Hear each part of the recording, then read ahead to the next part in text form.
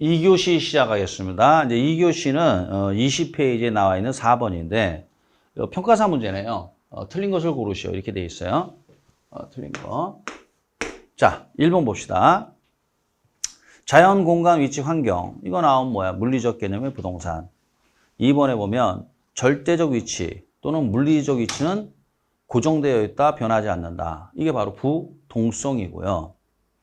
그 다음에 이제 3번 토지는 생산 요소이면서 소비재이고 자산, 자본, 상품의 성질이 있죠. 이건 경제적 개념의 부동산이고 4번에 보면 협의 부동산과 준부동산을 합쳐서 넓은 뜻의 부동산, 광해 부동산이라 하고 그 다음에 이제 법률적, 경제적, 물리적 이거 나왔네요. 이건 뭐야? 복합 부동산이 아니죠. 이거 조심하라고 그랬죠. 복합 개념의 부동산이죠. 복합 개념. 복합 부동산은 이제 전 시간에 설명을 했죠. 됐고. 그래서 이제 5번이 틀렸죠. 이렇게. 자, 그 다음에 이제 5번은 뻔하니까 여러분 좀 풀어보시고. 자, 6번. 6번은 이제 21페이지인데, 뭐야? 틀린 것을 고르시오. 이렇게 돼 있어요. 여기 용어가 조금 낯선데, 그냥 뭐 이렇게 가볍게 보고 지나가시면 돼요. 굳이 막 외우고 그럴 필요는 없습니다. 자, 1번에 보면, 민법에서 토지의 소유권은 정당한 이익이 있는 범위 내에서 토지의 상하에 미친다.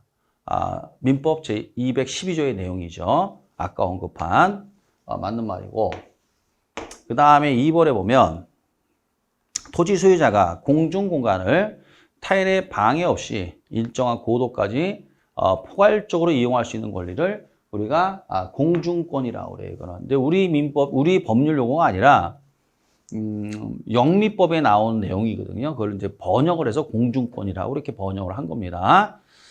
그 다음에 이제 3번에 보면 구분지상권은 뭐야? 지하와 지상. 그다음 개발권 이전 제도는 뭐야? 용적률입니다. 그 다음에 용적률. 전부 다 이건 지하, 지상. 이거는 용적률. 이것도 용적률. 그러니까 이건 공중공간 맞네요. 이용하는 거죠. 자, 그 다음에 4번에 보면 토지 소유자가 지하 공간에서 어떤 이익을 얻거나 지하 공간을 사용할 수 있는 권리를 지하권이라고 그래요. 이거를 지하권. 그래서 이제 토지 소유자는 정당한 이익이 있는 데까지 그 지하에 자기 소유권을 주장할 수 있습니다. 이걸 지하권이라고 그래요. 영미에서 그렇다니 영국과 미국에서 우리 민법이 아니고. 자, 그 다음에 5번에 보면 광업권이 나와서 광업권. 광업권이라는 게 뭐냐면 지하에서 이 광물을 채굴할 수 있는 권리죠. 인정된다. 소유자의 권리로 인정된다. 인정되지 않는다. 그죠? 근데 광업권은 이건 누가 갖고 있는 거냐면 이거는 정부가 독점하고 있습니다. 정부가. 그래서 자기 땅이라 할지라도 석탄을 캔다든가 구리를 캔다든가 이렇게 채굴을 하기 위해서는 이 광업권이라는 게 채굴을 한다는 얘기 아니에요? 이 채굴을 하기 위해서는 어떻게 해야 돼요? 이 정부로부터 허가를 받아야 돼요. 이게 광업권에 의해서 허가 받은 자만이 채굴할 권리가 있습니다. 이걸 광업권이라고 그래요. 그래서 광업권은 사적 소유권의 대상이 아닙니다. 그래서 5번이 틀렸네요. 자, 이렇게 용어 정도 이렇게 알고 계시면 돼요. 그래서 이제 뭐 이야기하면 이 광업권에 관련돼서 얘기하면 여러분들 마포에 가면 마포역이 있지 않습니까? 마포에 가면 마포 그 쌍용 황금 아파트라고 있습니다. 마포역에서 이렇게 보입니다. 왜 그 황금 아파트냐면은 그 쌍용이 이제 거기서 아마 재건축인가 재개발인가 했는데 재건축이었을 거야. 아마 하는 재개발인가 뭐 하는데 기초공사 하려면 땅을 파야 되잖아요. 사업 부지는 이제 조합 땅이죠. 조합. 그래서 이제 땅을 파는데 띡 보니까 거기에 금광이 있는 거예요. 여기 금광. 금괴가 아니라 금광. 금광이 발견된 거예요. 근데 그거는 어떻게 해야 돼요? 일단 이거는 사적 소유권의 대상이 아니고 광업권의 대상이기 때문에 어떻게 해야 돼요? 이 채굴할 수 있는 권리는 정부가 독점하고 있어요. 그런데 이 땅 이거 채굴한다는 것도 뭐 허가를 또 받아야 되는 거고 그 다음에 그럼 언제 아파트 올라가냐 이거죠. 이게 그래서 그걸 포기하고 그냥 공구리 쳐버렸어요. 치고 아파트가 올라갔어요. 이게 그래서 이제 그 부지 밑에는 금광석이 있습니다. 금광. 그래서 거기가 쌍용, 마포, 쌍용, 황금 아파트예요. 우리가 실제 팩트입니다, 이게. 한번 포털에 가셔서 마포, 쌍용, 황금 아파트 한번 쳐보세요. 그겁니다, 이게. 자, 됐고. 7번. 7번 뭐 간단한 거니까 넘어가고. 자, 그 다음에 이제 22페이지. 자, 22페이지 틀린 것을 고르시오. 이 평가사 문제인데, 이제 토지의 용어입니다. 이 토지의 용어는, 무조건 됩니다. 그래서, 토지의 용어와 이 주택의 용어는 아주 잘 내요. 특히 토지의 용어.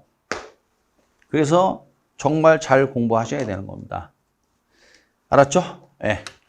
자, 틀린 것을 고르시오. 이렇게 돼 있어요. 자, 그럼 제일 먼저 빈지가 나왔어요.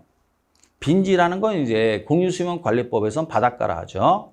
일반적으로 바다와 육지 사이 해변 토지. 여기 이제 뭐예요? 여기가 이제 해변 토지. 이게 빈지인데, 이거는 당연히 이 빈지 또는 수업 시간에 여러 번 설명했습니다. 간석지, 갯벌, 바다 밑바닥 토지 전부 다 이건 국유재산이에요. 이거는 따라서 국유재산이니까 소유권이 인정되지 않죠. 그래서 몇 번 틀렸어요? 1번이 틀렸네요, 이게. 2번에 보면 이제 맹지죠, 맹지. 그래서 이제 맹지라는 건 어떤 접속면도, 이 도로와 접속면이 없다는 얘기예요. 도로와 접하지 않았다는 얘기죠. 이거는 우리가 맹지라 하죠. 맹지가 되면은 당연히 건축허가는 날 수가 없습니다. 그래서 이제 도로를 개설해야 되는 거죠. 도로를 개설하기 위해서는 이제 인접 토지를 매입을 해서 도로로 개설을 하는 거죠, 이제. 아니면 이제 뭐야? 지역권, 요역지, 승역지, 지역권 설정해서 도로를 개설하든지 해서 이제 맹지 탈출을 하는 거죠. 그래야만이 이제 건축을 할 수 있는 거예요, 건축을. 건축하려면 당연히 여러분들이 건축법 시간에 배웠죠. 전면 너비가 2m 이상이어야 되겠죠. 4m 이상의 도로에 2m 이상이 붙어야 되는 거 아니에요. 그 얘기고, 3번에 이제 법지라는 건 뭐냐면, 택지 경계와 접한 경사된 토지. 자, 이제 택지 경계와 경사된 토지. 이 경사진 토지. 이 법지라는 거 아니에요. 그래서 법으로는 소유하지만, 쓸모가 없죠. 그래서 이제 이게 무슨 말이냐? 이 얘기잖아요. 이거지. 여기가 갑의 땅이고, 여기가 을의 땅이다 이거예요. 이렇게 경사가 져 있다 이거죠. 이렇게. 그래서 여기가 경계다 이거예요. 여기서부터 여기까지는 갑의 땅이잖아요. 그러면 이 부분은 어떻게 해야 돼요? 이 부분이 이걸 법지라는 거예요. 경사진 부분. 이렇게. 따라서 이 부분은 이제 갑이 소유를 하지만은 쓸모는 없죠. 이런 걸 법지라 하죠. 자, 그 다음에 후보지 나왔습니다. 그래서 택지지역, 농지지역, 임지지역 상호간에 전환 중인 토지를 후보지라 하죠. 그 다음 5번 이행지는 뭐냐면 택지지역 또는 농지지역, 임지지역 내에서, 그렇죠? 내에서, 안에서, 안내자, 내에서 용도 변경이 이루어지고 있는 토지를 이행지라 하죠. 이행지, 안내자. 이렇게. 이거 후보지, 이행지, 빈지, 이거 잘 냅니다. 토지 용어. 그 다음에, 9번도 한번 해봅시다. 9번. 자, 이제, 이런 건 좀 어려워요. 옳은 거 몇 개냐, 이거. 그래서 이제 골라야 돼요, 이게. 자, 그래서 이제 보세요. 제일 먼저 나지. 이것도 잘 내요, 이거. 나지라는 건 지상에 건축물 등 개량물이 없는 토지로 정착물이 없죠. 지상권 등 토지의 사용 수익을 제한하는, 그렇죠? 사법상의 권리가 설정되어 있지 않은 토지죠. 이것 때문에 틀렸네요, 공법상. 이거는 받습니다. 그러니까 나지는 어떻게 해야 돼요? 사법상의 권리는 설정되어 있지 않지만, 즉 사적 제한은 없지만 공법상의 제한은 받는단 말이에요. 이거는 받습니다. 그러니까 받지 않는 건 사법상의 권리가 설정되어 있지 아니한 토지죠. 그래서 당연히 공법상 제한은 받는 거죠. 이거는 이제 1차 하는 분들은 참 그렇게 좀 문제긴 한데, 쉽게 얘기하면 이런 얘기예요. 전국토를 국토계획법에 의해서 도시군 관리계획에 의해서 크게 4개 용도지역으로 나눕니다. 도시지역, 관리지역, 농림지역, 자연환경보존지역. 이렇게 나눕니다. 나누게 되면 이제 이 용도지역에 의해서 토지의 어떤 이용, 건축물의 용도, 건축물의 건폐율, 용적률, 건축물의 높이 등을 제한합니다. 이걸 우리가 뭐라 그래요? 공법상의 제한이라고 그래요. 그럼 전국토는 4개의 용도지역 중 하나예요. 다 받는 거예요. 안 받는 땅은 없다고 생각하시면 돼요. 예외적으로 조금 있는데 없다고 생각하시면 돼요. 없다. 그래서 공법상의 제한은 무조건 받는다. 헷갈립니다, 이거. 기억번 조심하십시오. 니은번. 자, 포락지는 소유권은 인정되나 실익이 없는 토지이다. 이게 그 해설을 보면 그 해설을 보시면 이제 빈지라고 되어 있는데 이 이게 틀렸죠, 이게. 포락지라는 게 뭐냐 이런 얘기죠. 개인의 사유지란 말이에요. 사유지가 이제 어떤 그 파도라든가 또는 하천문의 범람으로 인하여 자 집안이 절토되어 집안이 이제 어떻게 돼요? 금이 가서 무너져 내려서 하천부지로 편입된 땅을 포락지라고 그래요.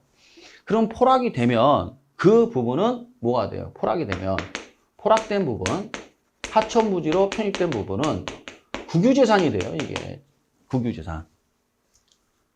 이 국유재산이 됩니다. 이게 포락된 부분이. 그러니까 이게 국유재산 편입돼 버려요. 이게. 그리고 당연히 이거 국유재산이니까 하천부지예요. 그럼 포락된 부분은 이게 뭐가 된다는 얘기예요? 이게 하천부지로 가는 하천부지. 하천부지로 편입이 되고요. 이렇게. 이걸 포락이라 하는데, 포락지라 하는데, 그렇죠? 그러니까 당연히 어떻게 해야 돼요? 국유재산이고, 포락된 부분은 하천부지로 들어가는 거죠. 이게 포락지죠. 이렇게 설명을 해야 되는데, 뭐요? 애매하죠. 하여간 어찌됐건 간에 포락지에 대한 설명은 아니라는 얘기죠, 이게.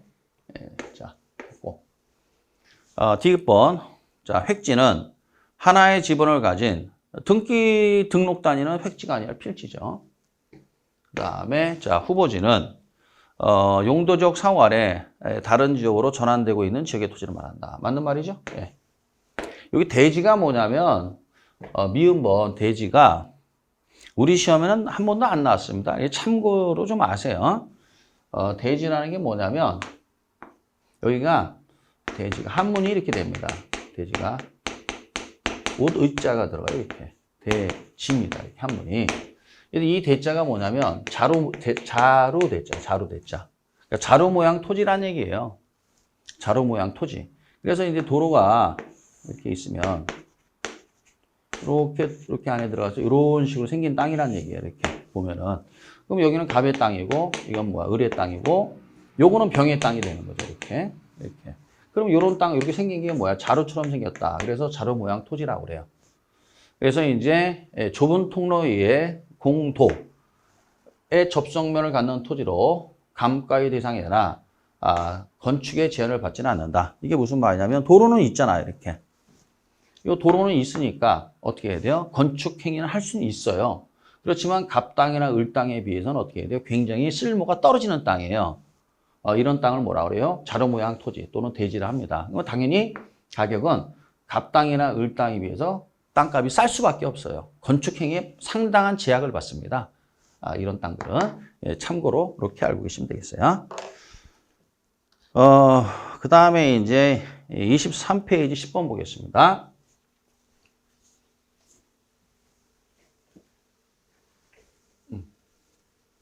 자, 10번 보겠습니다. 23페이지죠? 역시 이제 뭐야? 옳은 거 골라라 그 얘기예요. 자, 택지 경계와 인접한 경사된 토지다. 그렇죠? 법지 맞네요. 맞고. 니은번에 보면 도시개발 사업에 도시개발 사업이란 단어가 딱 나오면은 이게 나와야 돼요. 도시개발법에서 사업 시행 방식 이게 머릿속에 나와야 돼요. 그럼 뭐가 나왔어요? 수용 방식, 그다음 환지 방식, 혼용 방식 이렇게 세 가지가 머릿속에 있어야 돼요. 에 소요된 비용과 공공용지를 제외한 이 소요된 비용 이게 뭐냐면 요거 채비지에 대한 설명이에요. 채비지, 공공용지 이렇게 돼요. 그래서 이걸 합해서 보류지라 하죠. 보류지. 그러면 이거 환지 방식이죠. 환지 방식에선 보류지 이퀄 채비지 플러스 뭐야? 공공용지 아니에요? 그럼 이 채비지는 사업 시행자가 이걸 일반 매각을 해서 사업비로 충당하는 거죠. 그래서 제외한 도시개발 사업전, 토지의 위치, 지목, 면적 등을 고려하여 토지 소유자에게 재배분 또는 재분배하는 걸 우리가 뭐라 그래요? 환지 또는 환지 처분이라 하죠. 이건 환지 처분에 대한 설명이에요. 이거 환지 처분에 대한 설명이다. 맞는 말이에요, 이거. 자, 그 다음에 디귿번. 포락지는 지적공부에 등록된 토지가 물에 침식되어 수면 밑으로 잠긴 토지. 다시 말해서 아까 언급한 바와 같이 바다의 파도나 하천물의 범람에 의해서 내 땅이 지적공부에 등록된 토지가 내 땅이 어떻게 돼요? 무너져 내려서 하천부지로 변한 토지예요. 그래서 물에 침식되어 수면 밑으로 잠긴 토지를 뭐라 한다? 포락지. 포락지의 다른 표현입니다. 이게 맞는 말이에요. 1번에 보면 공지는 필지 중 건축물을 제하고 그 다음에 이제 남은 부분의 토지를 말한다. 맞죠? 이거 맞는 말입니다. 공지. 그 다음에 이제 미음번이 뭐냐면 1단지가 됩니다. 1단지. 1단지가 되는 건데 1단지는 이제 뭡니까? 이거 좀 알고 계셔야 돼요. 1단지라는 게 최근에 이제 나온 내용인데 이게 감정평가상의 용어예요, 이게. 그러니까 1단지는 뭐냐면 중요한 게 이거예요. 용도상 불가분의 관계가 있는 두 필지 이상의 토지를 1단지라고 그래요. 다시 한번. 용도상 불가분의 관계에 있는 두 필지 이상의 토지를 1단지라고 그래요. 이게 무슨 말이냐 이거죠. 이게 무슨 말이냐. 이게 무슨 말이냐. 이런 얘기입니다. 뭐냐면 여기가 건물이 한 동이 이렇게 있어요. 건물이 한 동이 있는데 이걸 이제 근생이라 한다. 근린생활시설. 뭐 상가들 막 있고 뭐 사무실이 있고 병원 있고 이런 거 있지 않습니까? 아파트 단지 주변에 보면 이걸 근린생활시설이라 하죠. 이런 근린생활시설이 있는데 이 땅을 보니까 이렇게 해서 집원이 100번지 101번지 이렇게 두 개가 있단 말이에요. 이건 두 필지죠, 이게. 근데 이 두 필지인데 두 필지가 요 근린생활시설로 쓰고 있잖아요. 그렇죠? 그래서 이제 어떻게 해야 돼요? 두 필지 이상이 용도상 불가분의 관계가 있는 거. 이거는 원래 합의를 했어야 되는 거죠. 합의를 해야 되는데 합의를 안 한 겁니다. 그럴 수도 있어요. 그러면 이제 합의를 안 한 거죠. 하나의 건물이 두 필지 이상을 깔고 있는 거예요. 그러면 어떻게 해야 돼요? 서로 이 두 개의 필지는 100번지와 101번지는 용도가 같단 말이에요, 이게. 이 건물에 딸린 부속토지 아니에요. 이 건축물의 부속 토지니까 이 건축물과 운명을 같이 하는 거죠. 그러니까 이런 땅들은 우리가 뭐라고 그래요? 요거를 1단지를 한다. 이렇게 요거 좀 잘 알고 계시기 바랍니다. 미음번 이렇게 최근에 이제 나온 내용입니다. 자, 해서 이제 여기까지 풀어드렸습니다. 이건 전부 다 맞는 거죠, 이게? 특히 이제 여기도 이것도 잘 내요, 이거. 미음번 환지 이거요. 자, 됐습니다. 하여간 그 토지 용어에서 나오면 맞추셔야 됩니다. 주택 용어도 마찬가지고. 자, 그 다음에 이제 토지 용어 이제 어지간히 해줬으니까 웬만한 건 좀 여러분이 하시고. 자, 그럼 13번 한 번 더 풀어드릴게요. 왜냐하면 중복이 되니까 여러분들이 이거 푸시고.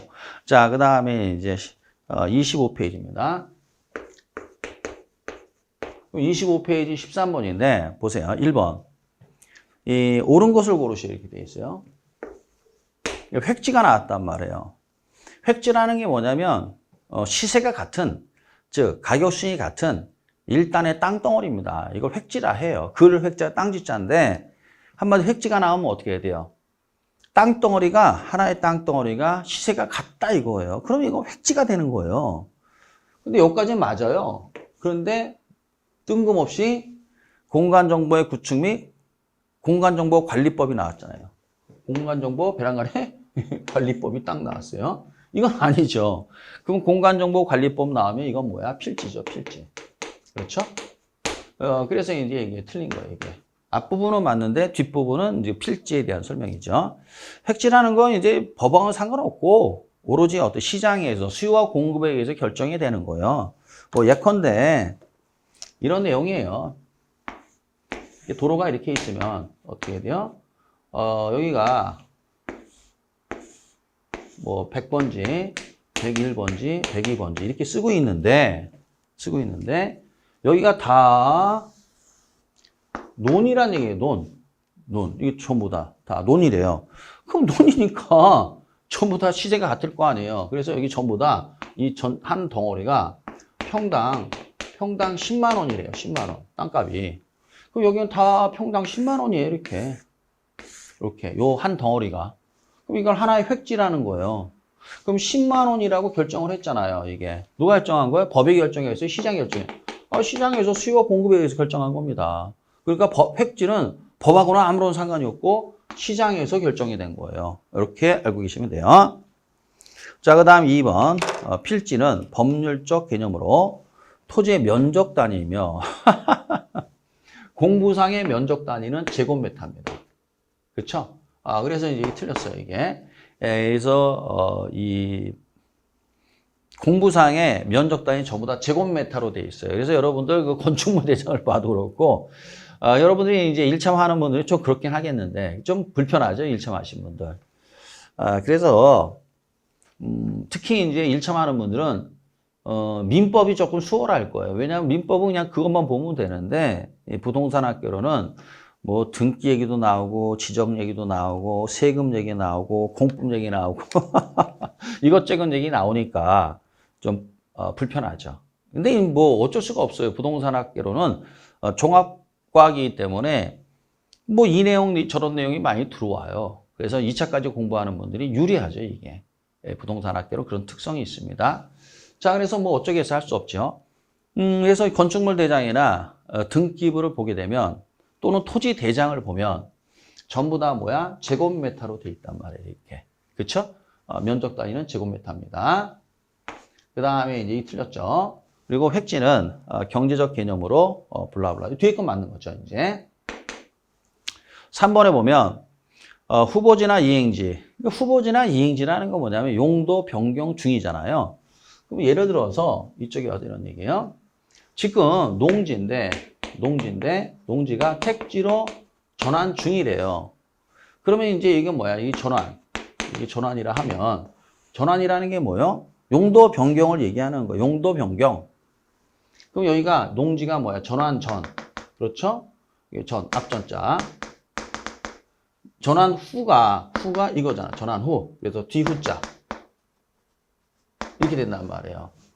그러면 땅값은 어떻게 되느냐? 이걸 우리가 뭐라고 그래요? 요 상태를 우리가 택지 후보지라 하죠. 뭐라 한다? 택지 후보지. 이 상태를 우리가 택지 후보지라 해요. 그렇게 되는 거 아닙니까? 그럼 이 상태의 땅값은 어디냐? 이 택지 후보지는 당연히 전환 후 이거 땅값이 형성이 되는 거예요, 이게. 그래서 이 시세는 땅값은 전환 후를 기준으로 땅값이 결정된다는 얘기예요. 이거 당연한 거 아니에요, 이거? 앞으로 택지가 된대요. 그러면 땅값은 택지값이지 그게 논바닥 값이겠어요? 가격이겠어요? 아닌 거 아니에요. 그러니까 후보지 이행지 나오면은 전환 후 이게 나와야 돼요. 전환 후 이게 나와야 돼요. 그래서 거기 보면 왜 이게 틀렸느냐? 이행 전환 전 상태로 전이 아니라 뭐야? 이게 후가 됩니다. 후. 요거 때문에 틀렸어요. 자, 그 다음에 이제 나아지는 이제 뭐야? 지상 계량물이 없는 토지로서 맞죠? 빈 땅이라는 얘기죠. 건부지에 비해 시장성이 높고 건부지는 이제 뭐야? 건물의 부속 토지, 건축물이 있다는 얘기예요. 에 비해서 시장성이 높다라는 건 잘 팔린다는 얘기예요. 시장성이 높다라는 건. 그래서 이제 보통 이게 이렇습니다. 일반적으로 반드시는 아니지만 일반적으로 이 토지를 매입하는 개발업자죠. 이제 부동산 개발업자, 시행자 입장에서는 건축물이 있는 걸 싫어한단 말이에요. 이게 건부지를 싫어해요. 왜 그러냐? 건부지라는 건 지상에 건축물이 있다는 얘기 아니에요, 이게 건축물이. 그럼 이걸 어떻게 해요? 이거 개발을 해야 되는데 이거 철거해야 된다는 얘기예요, 철거. 그럼 철거 비용이 발생해요. 그게 싫어한단 말이죠. 철거하는 게 굉장히 복잡합니다, 여러분. 돈도 많이 들어가고. 그러니까 이거 싫어해요, 이거를. 그럼 나지는 뭐예요? 땡큐죠. 아무것도 없으니까, 이게. 그래서 나지는 그래서 땡큐다. 이게 시장성이 높다. 이게 이 뜻이에요. 그 다음 상대적으로 어떻게 돼요? 최유효용이 기대되는 토지이다. 예, 맞는 말이죠. 그러니까 아주 쉽게 얘기하면 이 부동산 개발업자, 시행자, 건축업자 입장에서는 건부지보다는 뭘 더 좋아한다? 나지를 더 좋아한다. 빈 땅을. 이게 이 뜻이에요. 그러면 왜 그러면 나지를 좋아하냐? 건부지라는 건 건축물의 부속 토지니까 건축물을 철거해야 된단 말이에요. 내가 개발을 해야 되니까. 그러니까 어떻게 철거 비용 때문에 뭘 좋아한다? 나지를 좋아한다. 이렇게 알고 계시면 되겠어요. 5번에 보면 개발 제한 구역 내 건부지, 보상 구역 내 건부지 등은 건부 감가가 발생한다. 이게 이제 왜 틀렸느냐? 이게 틀렸어요, 이게. 이제 이게 왜 틀렸느냐? 이게 맞는 거. 왜 틀렸느냐? 건부 감가가 아니라 건부 증가예요. 이게 예외적인 케이스인데 설명 잘 들어보세요. 이 개발 제한 구역이라고 하면은 건물을 건축할 수 없는 곳입니다. 근데 건물을 건축할 수 없는 곳인데 건부지라는 건 어떻게 건물의 부속 토지니까 건축물이 있다는 얘기 아니에요, 이거는. 건축물이 있다는 얘기예요. 이게 기득권, 경과 조치라고 그래요. 그러면 개발 제한 구역 내 구역으로 지정하기 전서부터 있던 건축물이라는 얘기예요. 이 얘기는. 그러면 그 건축물은 어떻게 해야 돼요? 철거하는 게 아니라 경과 조치라 해서 그냥 기득권을 인정해줘요. 그렇지만 개발 제한 구역으로 지정한 그 날짜 이후로부터는, 시행일 이후로부터는 건축이 안 돼요. 그럼 개발 제한 구역 내는 건축이 안 되는데 그 땅은 어떻게 해야 돼요? 건축물이 있다는 얘기지. 근데 이거는 어떻게 해야 돼요? 불법 건축물이 아니라 적법한 건축물이에요. 건축물 대장도 있고. 그러면 어떻게 해야 돼요? 땅값이 더 비쌉니다, 이게. 왜냐? 건축물을 건축할 수 없는 지역인데 건축물이 있으니까 땅값이 더 비싸요, 이게. 아주 예외적인 케이스죠. 그래서 그런 게 있고, 보상구역 내의 건부지도 마찬가지예요, 이게. 따라서 이 개발제한 구역 내, 다시 설명할게요. 개발제한 구역으로 지정하기 전서부터 있던 건축물은 철거하지 않습니다. 그냥 그걸 인정해줘요. 그렇지만 지정일 이후로부터는 어떻게 해야 돼요? 건축을 못해요. 그럼 그런 지역이야. 그럼 당연히 건축물이 있으면은 땅값이 더 비싸죠. 그래서 이런 걸 뭐라고 그래요?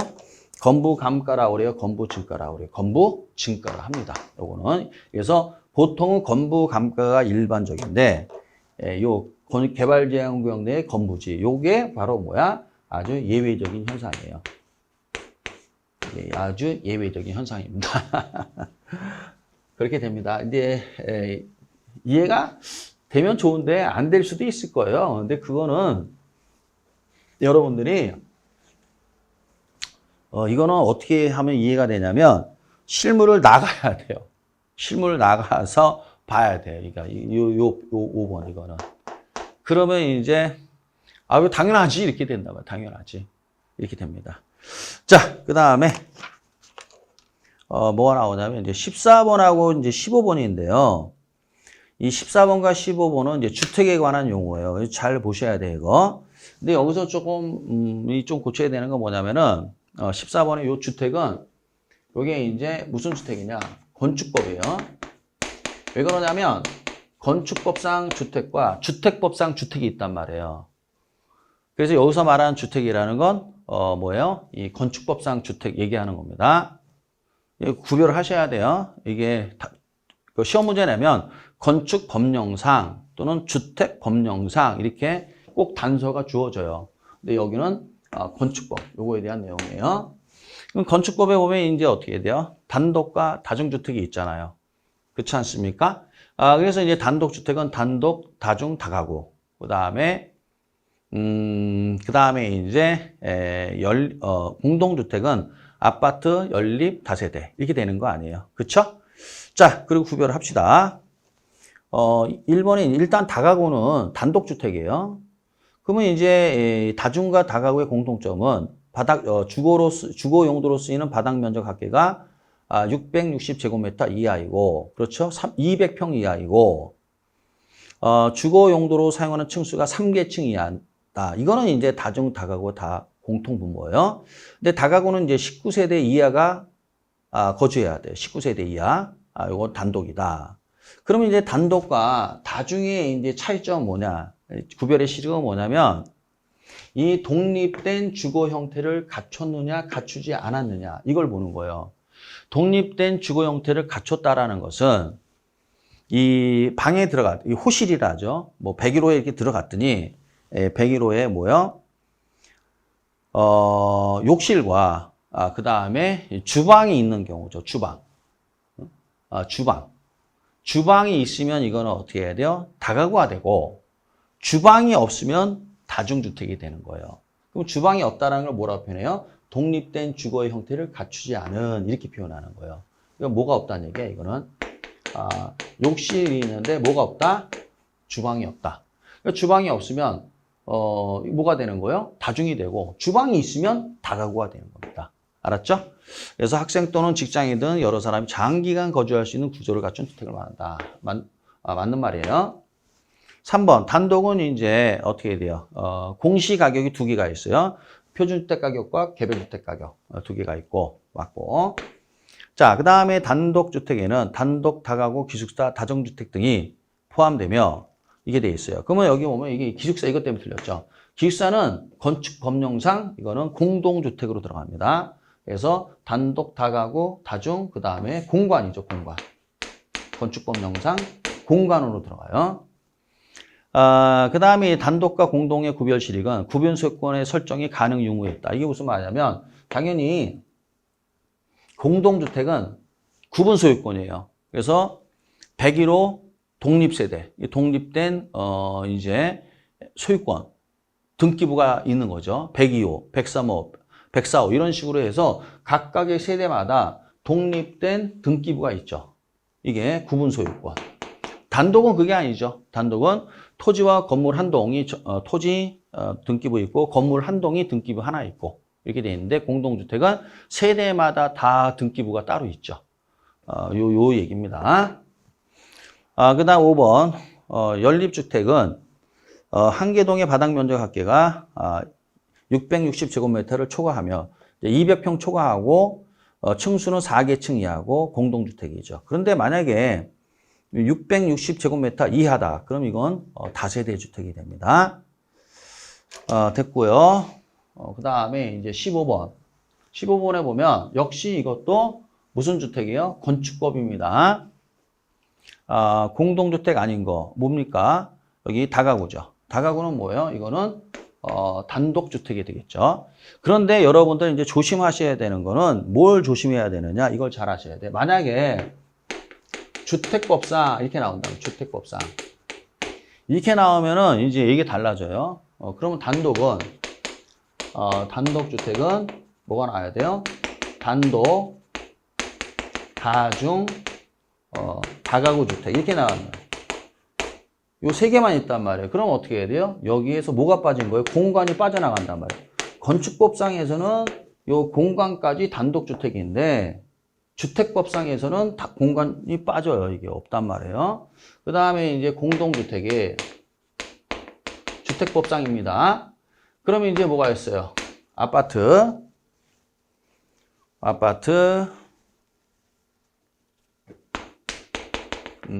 잘 써야 돼요. 죄송합니다. 아파트, 그 다음에 연립, 디귿번, 다세대 이렇게 있단 말이에요. 그 다음에 이제 뭐가 있느냐? 건축법에서는 여기 기숙사가 있단 말이에요. 기숙사. 여기 안 들어가요, 이거. 이렇게 세 개만 있습니다. 조심하셔야 돼요. 그러니까 건축법에서는 공간과 기숙사가 들어가는데 주택법상에서는 이건 빠져요. 그리고 특히 여기 이제 기숙사 있잖아요, 기숙사. 그럼 주택법에서 이 기숙사가 뭐로 가느냐? 준주택으로 가요. 준주택. 이거는 준주택으로 가는 겁니다. 알겠죠? 그래서 이거는 준주택으로 가는 거지. 이건 공동주택이 아니다. 주택법상 그렇다는 얘기예요. 이렇게 구별하셔야 돼요. 이거. 자, 그래서 이거 잘 구별하시기 바랍니다. 이게 건축법상 주택이냐, 주택법상 주택이냐, 요 차이점. 이렇게 여기 들어가면은 이제 건축법이고, 여기에 빠지면은 주택법이고, 그 다음에 여기 기숙사는 주택법상은 무슨 주택이다? 준주택이다. 이렇게 알고 계시면 되겠어요. 자, 그래서 이제 주택의 용어까지 좀 봤습니다. 그래서 토지의 용어와 그 다음에 주택의 용어 이거 잘 공부하시기 바랍니다. 중요하니까. 자, 그 다음에 이제 부동산의 특성이에요. 자, 그럼 이제 부동산의 특성이 나오는 건데 이제 여기가 이제 27페이지죠. 그래서 토지의 특히 자연적 특성, 이 토지의 자연적 특성 아주 잘 내요, 여기가. 그래서 이 아주 잘 내야 됩니다. 잘 공부하셔야 돼요. 페이지 27페이지. 그래서 뭐가 있나요? 토지의 자연적 또는 물리적 특성 하면 뭐가 나와야 돼요? 자, 부동성, 영속성, 부증성, 개별성, 인접성 또는 연결성. 그 다음 인문적 특성에 뭐가 있어요? 용도의 다양성, 병합분할의 가능성 정도.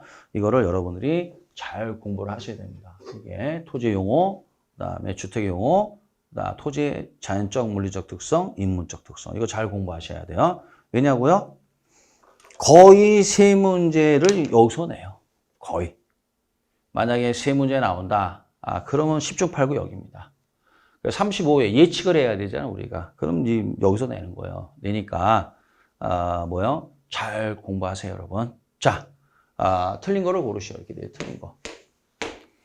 그래서 이제, 틀린 건데, 자, 여기 1번은 너무 좀 뻔하네요. 뻔하니까, 대표 문제는 좀 뻔하니까, 여러분들한테 맡기고, 문제를 보니까 뻔하네요. 자, 그래서, 넘어가서, 여기서부터 풀어드릴게요. 자, 1번. 평가사 문제인데, 틀린 거, 28페이지 내용이에요. 틀린 거. 자, 그래서 이제 1번서부터 봅시다. 자, 1번, 국지화란 말 나왔어요. 국지화. 그래서 이제 지역적 또는 국지적으로 만든다. 그럼 뭐가 나와야 돼요? 여기 부동성이 나와야 돼요. 그래서 부동성으로 말미암아 부동성의 정의는 뭐냐? 토지는 물리적, 절대적 위치는 고정되어 있다. 이게 이제 부동성의 정의예요. 그래서 그렇기 때문에 부동산 시장은 전국적인 시장이 아니라 지역 시장이 되는 거죠. 그 다음 2번에 보면 부증성이 나왔어요. 부증성. 자, 부증성이라는 건 뭐냐면 정의가 뭐냐? 토지의 물리적 공급은 불가능하다. 이게 부증성이에요. 그래서 생산 요소를 투입하여도 돈을 들여도 토지 자체의 양을 늘릴 수 없다. 이게 부증성이죠. 그래서 토지의 물리적 공급 곡선은 가격에 대해서 완전 비탄력적이다. 이런 내용이 되겠죠. 그 다음에 이제 3번에 보면 영속성이 나왔어요. 영속성이라는 게 뭐냐? 토지는 물리적 감가가 발생하지 않는다. 다시 말하면 아무리 사용 수익을 하더라도 토지 이용자가 소모 마모의 대상이 아니다. 따라서 토지의 수명은 무한대이다. 이게 영속성이에요. 수명이 길기 때문에 관리가 중요한 거예요. 관리란 말이 나오면 수명이 긴 것들이 그 대상이 되는 거예요. 수명이 짧은 거는 뭐예요? 관리할 이유가 없잖아요. 좋은데 이게 이제 여기서 틀렸는데 왜 틀렸느냐? 원가 방식 때문에 이게 틀린 거예요. 이 원가 방식이 아니라 이걸 이제 뭐로 고쳐야 되느냐? 한마디로 얘기해서 원가 방식이 아니라 이거를 수익 방식으로 고쳐야 돼요. 수익 방식 중에서 직접 환원법으로 고치셔야 돼요. 이렇게 수익 방식 중에서 무슨 환원법? 수익 환원법. 그럼 이게 맞는 거예요. 그러면 이 방식에 의해서 이걸 수익 가액이라 하여 수익 가액은 순수익 나누기 환원율인데 환원율입니다. 환원이율 또는 환원율인데 여기서 말하는 요 순수익은 이 장래의 순수익, 장래 미래의 순수익이에요. 장래 미래. 그래서 장래 미래의 순수익, 미래. 이거 나오면은 수명이 긴 것들은 수명이 긴 것들의 그 가치는 미래의 수익에 의해서 결판이 나는 겁니다.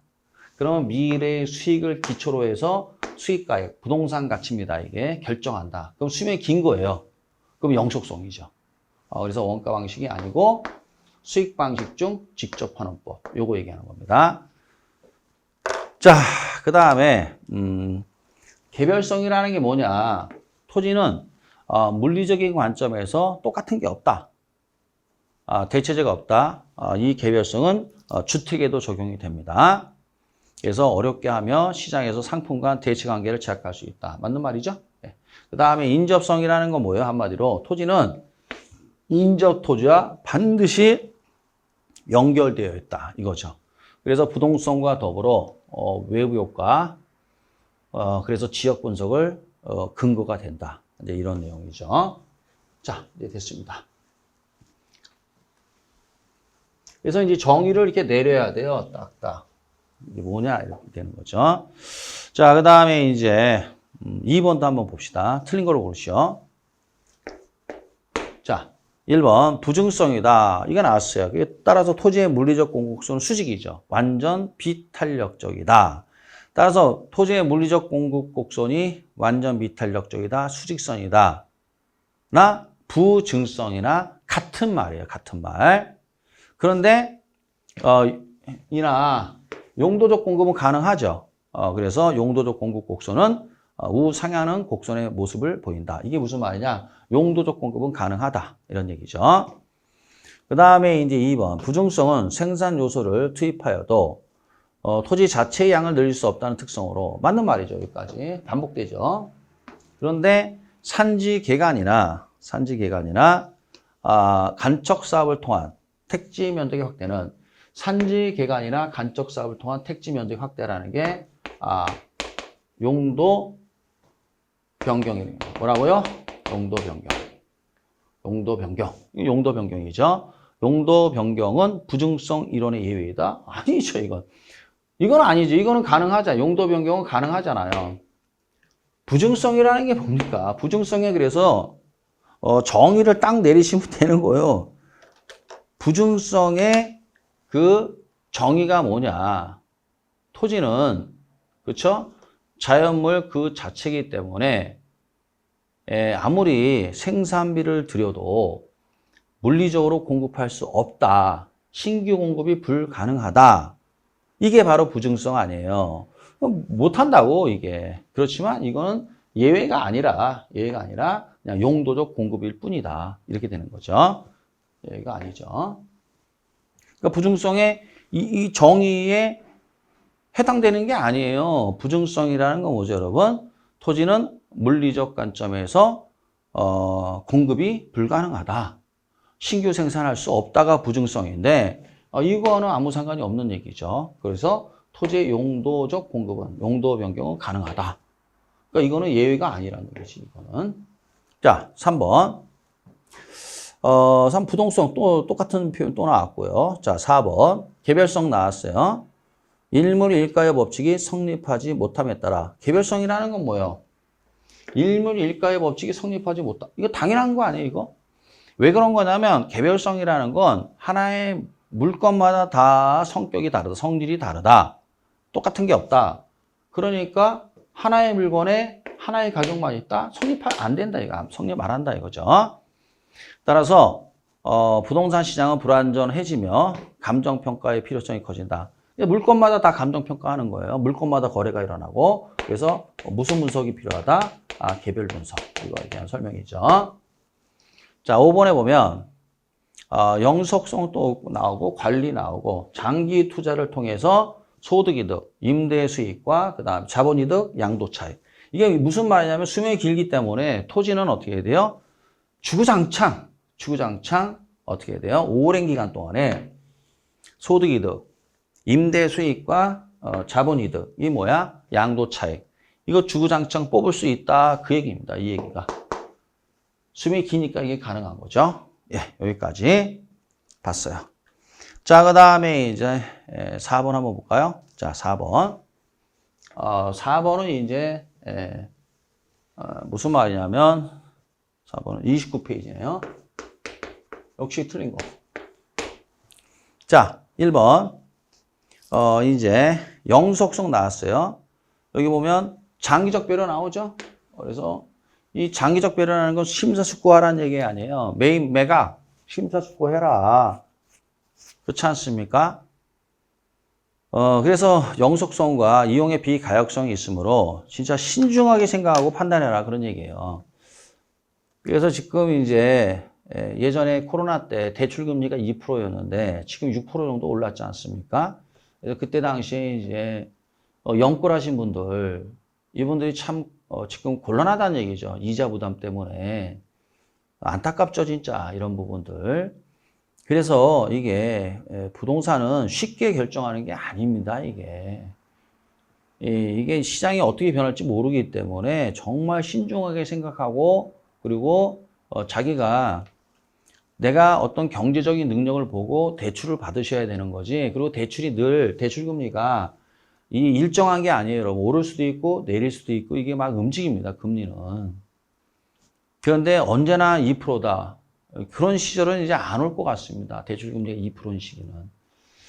그래서 뭐 어차피 이제 부동산 투자한다라는 건 대출을 받아야 되기 때문에 그런 것들을 잘 고려하고 그 다음에 판단을 해야 된다. 그렇지 않으면 낭패 본다 이거죠. 근데 그런 거는 이제 뭐 주식이든 뭐 코인에 투자하든 부동산에 투자하든 마찬가지인 것 같습니다. 자, 그렇고 그 다음에 이제 아까 설명했죠. 영속성 나오면 뭐야? 직접 환원법, 수익 방식 중에서 근거가 된다. 맞는 말이죠. 2번에 보면, 자, 부증성 나왔어요. 부증성이라는 건 이제 물리적으로 토지가 공급이 안 된다는 얘기 아니에요. 그래서 시소성 부족해지고 토지가 부족해진다. 그래서 토지가 부족하니까 입지 경쟁이 일어나고 그 다음에 입지 경쟁이 일어난다는 건 공급자 경쟁이 아니라 수요자죠. 수요자. 그래서 그거다. 자, 이런 얘기예요. 이게 뭐냐면 P가 가격이고 Q가 거래량이잖아요. 그러면 공곡선이 수직이란 말이에요. 이렇게 물리적 공곡선은 이게 부증성이고 그래서 만약에 토지의 면적이 100이다. 그럼 100밖에 없어요. 그러면 결국 가격은 누구에 결정되는 거예요? 수요에 의해서 결정이 되는 거예요. 수요에 의해서. 그럼 수요가 증가하면 어떻게 해야 돼요? 우측 이동이잖아요. 그럼 가격이 뭐야? 그냥 올라버리는 거예요. 이렇게. 그러니까 결국 수요자 경쟁이 일어나는 거죠. 공급은 딱 정해져 있으니까. 그래서 수요자 경쟁 가격의 성격을 띈다. 이렇게 해야 돼요. 그래서 틀렸습니다. 이게. 그 다음에 3번. 부동성과 인접성 때문에 외부 효과가 나타나죠. 특히 이제 그 부의 외부 효과가 발생하면은 땅값이 떨어져요. 경제적 감가가 발생합니다. 그래서 이 주변에 어떤 그 시설들을 또는 기반 시설을 또는 지역 요인을 면밀하게 분석을 해야 됩니다. 그 다음에 현재 그 시설들이, 기반 시설들이 현재뿐만 아니라 미래에 어떻게 될 거냐, 이것까지도 예측을 해야 돼요. 그래서 선택을 하느냐 마느냐가 결정이 되는 겁니다. 그 다음 4번 영속성 또 나왔어요. 자, 재화의 소모를 전제로 하는 재생산 이론과 여기 보면 소모를 전제로 한다. 이게 무슨 말입니까? 당연히 소모된다 그 얘기예요. 당연히 소모된다. 이거를 소모를 전제로 하는 이거예요. 영속성 때문에 소모를 전제로 한다? 아니잖아. 소모를 전제로 하지 않잖아요. 그렇죠? 그래서 벌써 틀렸고. 물리적 감가상각이 적용되지 않는다. 이거는 맞네요. 그죠? 그래서 이제 잠깐만요. 자, 가만히 써보십시오. 아니네요. 아유, 죄송합니다, 여러분. 제가 해석을 잘못했어요. 죄송합니다. 자, 영속성 때문에 소모를 전제로 당연히 소모된다라는 그 이론, 재생산 이론, 그 이론과 물리적 감가상각이 적용되지 않는다. 맞는 말이죠? 깜짝 놀랐습니다. 그래서 이제 잘 봐야 되는 거죠. 그래서 이제 쉽게 얘기하면 이런 얘기죠. 토지는 소모되지 않기 때문에 영속성 때문에 소모되지도 않고 그 다음에 소모되지 않으니까 물리적 감가가 발생하지 않는다라는 표현을 이렇게 애매하게 써놓은 겁니다. 자, 5번에 보면 뭐가 나왔어요? 이제 거기 부동성 나왔죠? 국지화되고 임장활동, 정보활동. 그래서 임장활동, 국지화된다, 정보활동, 부동산 맞네요. 틀린 건 뭐예요? 2번이 되겠습니다. 자, 그리고 잠시 쉬었다가 또 문제 풀도록 하겠습니다.